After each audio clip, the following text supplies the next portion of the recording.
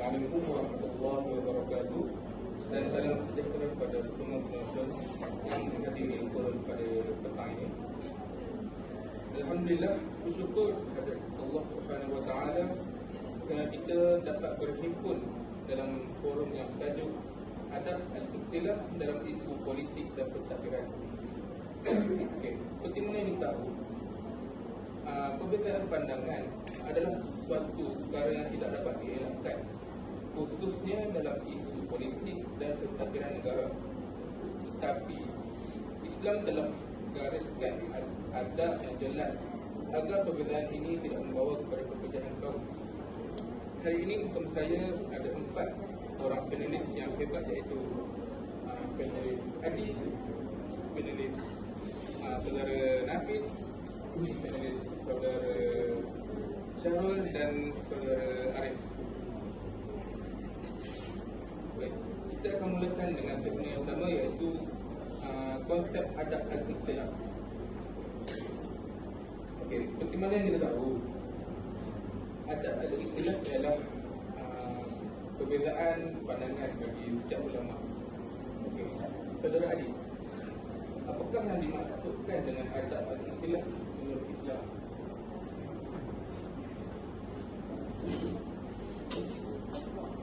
Pertama sekali, terima kasih kepada Tuan Moderator, Saudara Ahmad Najuri.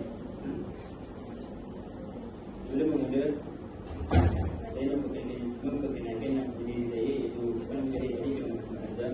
Nama metrik saya adalah Rasul Jasminet. Baik.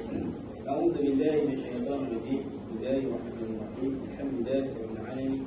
Wassalatu wassalamu ala asyrafil anbiya'i wal mursalin wa ala alihi wa sahbihi ajma'in. Dari segi maksud adab al-ikhtilaf adalah salah satu cara yang berbeza dari segi pendapat, yang mana ia menggunakan ilmu, adab dan juga akhlak, yang menggunakan cara. Dari segi maksud adab al-ikhtilaf adalah salah satu cara yang berbeza dari segi pendapat, iaitu dengan menggunakan ilmu, adab dan juga akhlak, dengan cara tanpa menyakitkan ataupun tanpa menjatuhkan pihak-pihak yang lain. Dengan sebagaimana Imam Al-Ghazali radhiyallahu anhu pernah berkata bahawa perbezaan pandangan adalah salah satu rahmat jika ia disertai dengan niat dan mencari kebenaran, dari bukan kerana untuk meningkatkan takabur dan juga menenangkan ego. Sebagaimana Allah Ta'ala berfirman dalam surah Al-Hujurat ayat 19, A'udzubillahi minasyaitonirrajim. Bismillahirrahmanirrahim. Ya ayyuhallazina amanu la yaskhar qaumun min qaumin asa an yakunu khairan minhum. Wahai kaum-kaum orang yang beriman, maksudnya wahai orang-orang yang beriman, janganlah suatu kaum ini memperolokkan kaum-kaum yang lain. Sebagaimana dalam surah Al-Hujurat ayat 11 ini, ini menunjukkan perbezaan dan bukan membawa kepada penghinaan ke atas sesuatu masyarakat ataupun pihak-pihak yang lain.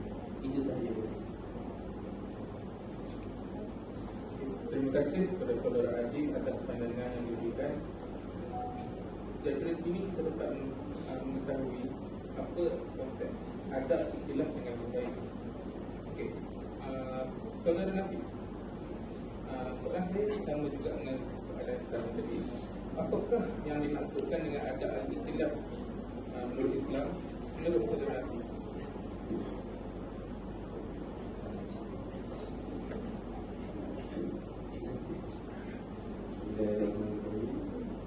Sebelum saya memperkenalkan diri saya terlebih dahulu. Nama saya Ahmad Nafis bin Muhammad Faisal, nombor metrik 881103. Dalam konteks politik dan pentadbiran ini, perbezaan pendapat pandangan ini merupakan satu perkara yang lumrah dalam kalangan kita yang tak dapat dielakkan, disebabkan ia melibatkan ideal dan masalah-masalah masyarakat. Perbezaan pandangan ini bukan bertujuan untuk menimbulkan perpecahan, sebaliknya menjadi ruang perbincangan bagi mencari keputusan yang paling adil dan membawa kebaikan kepada masyarakat.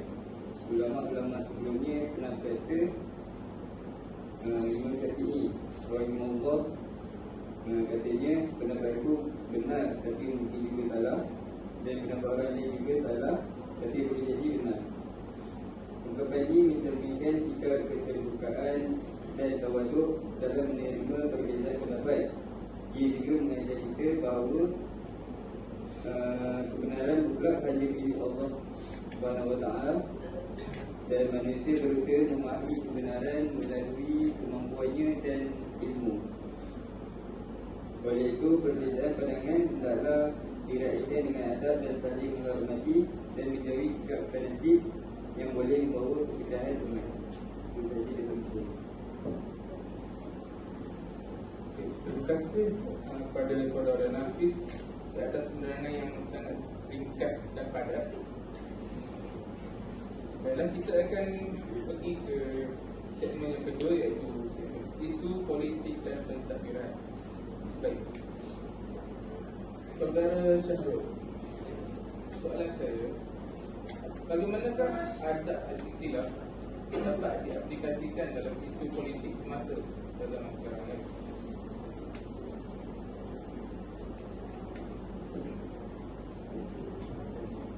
Terima kasih kepada Presiden Jokowi. Sebelum itu, saya memperkenalkan diri saya.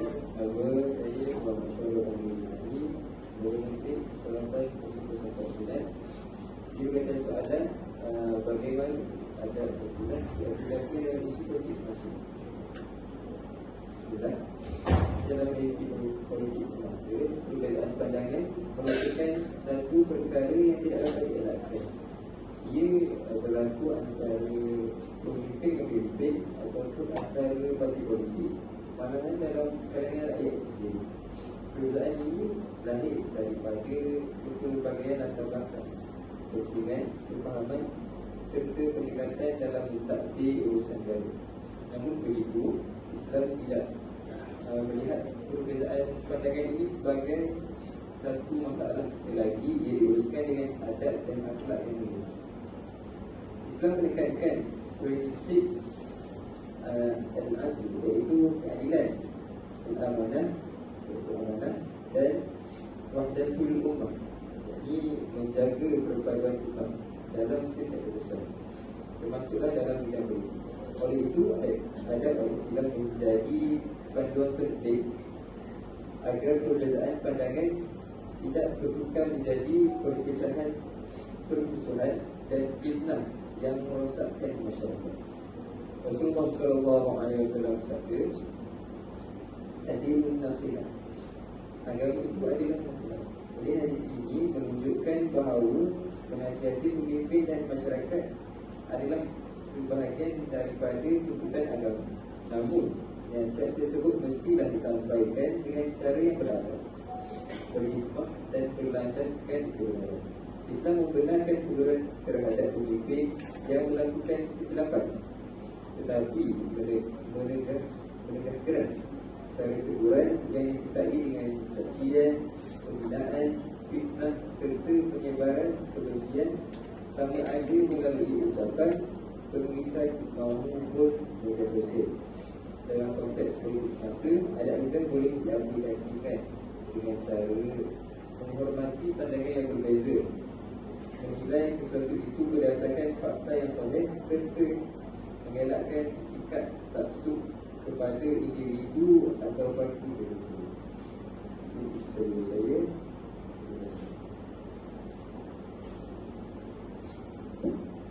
Terima kasih kepada saudara Syahrul atas penerangan yang sangat padat itu. Okey, saudara Arif, soalan saya sama saja seperti soalan tadi. Bagaimanakah adab ikhtilaf dapat diaplikasikan dalam isu politik yang semasa? Terima kasih kepada saudara Joko kita. Sebelum meneruskan, saya ingin memperkenalkan diri saya. Saya Muhammad Khalid bin Muhammad Al-Quran. Nombor politik saya 07-9921. Saya bersetuju dengan saudara Syahrul, Iaitu jika kita menelusuri sejarah Islam, kita akan mendapati bahawa perbezaan pandangan bukanlah sesuatu yang asing. Bahkan ia berlaku dalam kalangan generasi terbaik umat ini, iaitu para sahabat radhiyallahu anhum. Mereka berbeza pendapat dalam isu-isu ijtihadiyah, terutamanya yang berkaitan dengan pentadbiran, strategi dan kemaslahatan umat, seperti pembagian harta rampasan perang, kaedah pentadbiran wilayah dan pengurusan kewangan negara. Namun yang membezakan mereka dengan kita hari ini ialah adab dalam berbeza pandangan. Perbezaan itu tidak pernah merosakkan ukhuwah, tidak melahirkan perpecahan, apatah lagi permusuhan. Sebaliknya, mereka meletakkan kepentingan agama dan umat melebihi pendapat peribadi. Contoh yang sangat jelas ialah perbezaan pandangan antara Sayyidina Abu Bakar dan Sayyidina Umar radhiyallahu anhuma mengenai golongan yang enggan membayar zakat selepas kewafatan Rasulullah sallallahu alaihi wasallam. Sayyidina Umar pada awalnya berpandangan agar tidak diperangi mereka selagi mereka masih mengucapkan syahadah. Manakala Sayyidina Abu Bakar bertegas bahawa zakat adalah hak yang tidak boleh dipisahkan daripada solat.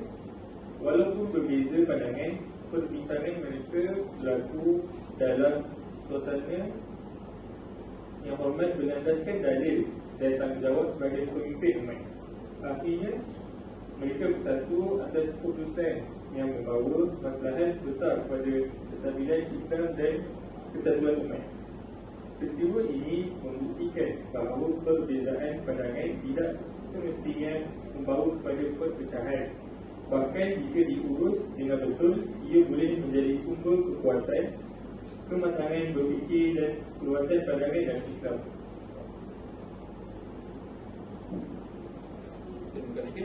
Terima kasih kepada Saudara Arif di atas contoh sejarah yang sangat baik itu. Contoh ini dapat memberikan gambaran bahawa perbezaan pandangan boleh diurus dengan baik tanpa menjejaskan perpaduan baru. Baik, tanpa melengahkan masa, kita akan teruskan ke segmen yang ketiga, iaitu segmen soal jawab. Para penonton boleh memberikan soalan pada para panel.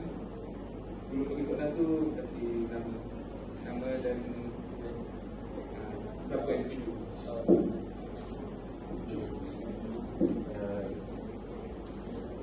Saya Muhammad Abdi Sudairi bin Hussein, Menteri 08-090. Nak tanya kepada panel kedua, iaitu Saudara Nafis, macam mana cara kita nak tegur pemimpin yang melakukan kesalahan tanpa melanggar adat Islam? Itu soalan saya. Terima kasih kepada Saudara Diri.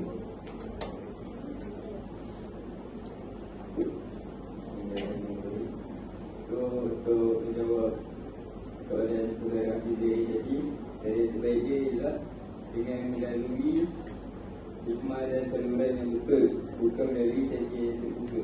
Imam Nawawi pernah cakap, menasihati pemimpin dilakukan secara tertutup jika mampu, sebab untuk menjaga maruah dan kestabilan masyarakat.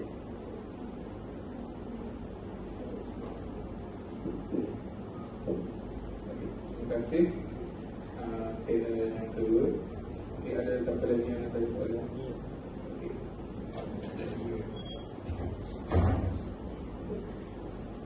Saya dari Azman itu sebagai kepala dapat satu dalam kosong ingin mengajukan satu soalan kepada saudara Ali. Adakah perbezaan pandangan dalam politik boleh membawa kepada dosa? Terima kasih atas soalan itu. Okey. Saudara Ali.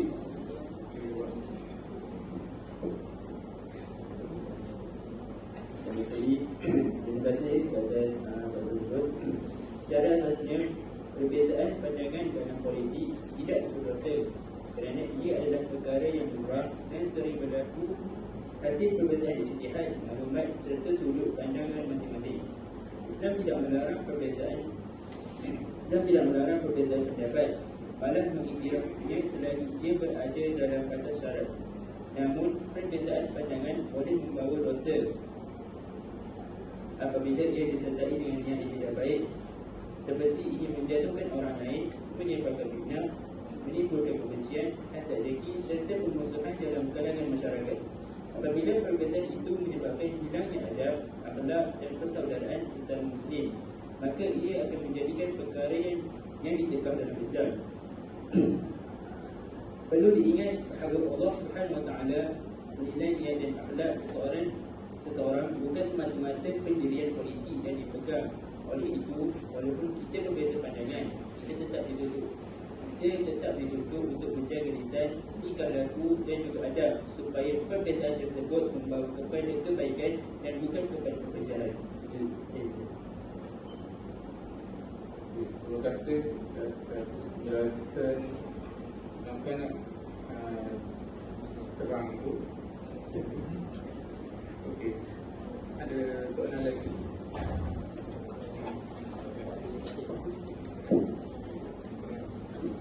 Bismillahirrahmanirrahim. Dengan saya kembali dahulu.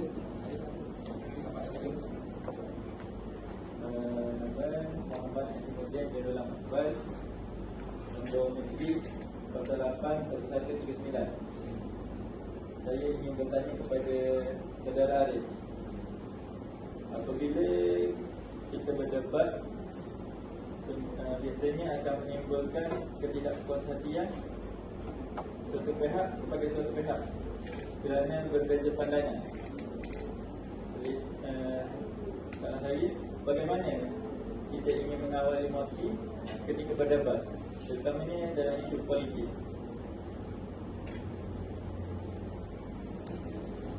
Terima kasih kepada Nanti atas soalan yang begitu baik. Pertama, niatkan perbincangan untuk mencari kebenaran, bukan untuk kemenangan. Dan yang kedua, ingat bahawa saudara kita tetap Muslim walaupun berbeza pandangan. Dan yang ketiga, berhenti apabila emosi mula menguasai diri. Itu juga satu bentuk adab.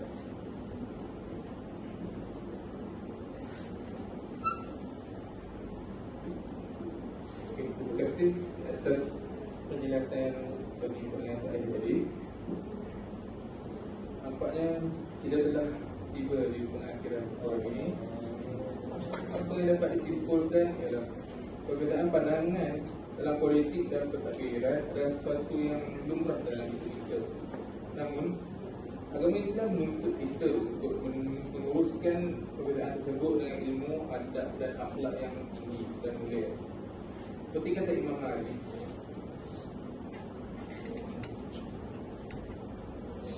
setiap orang boleh diambil dari tolak pandangannya, tapi kecuali Rasulullah SAW. Dan pada akhir kali, semoga forum ini dapat memberi kefahaman bahawa adab lebih utama daripada hujah setiap orang. Terima kasih kepada semua panelis dan para penonton yang menghadiri forum ini. Wallahu a'lam. Assalamualaikum warahmatullahi wabarakatuh.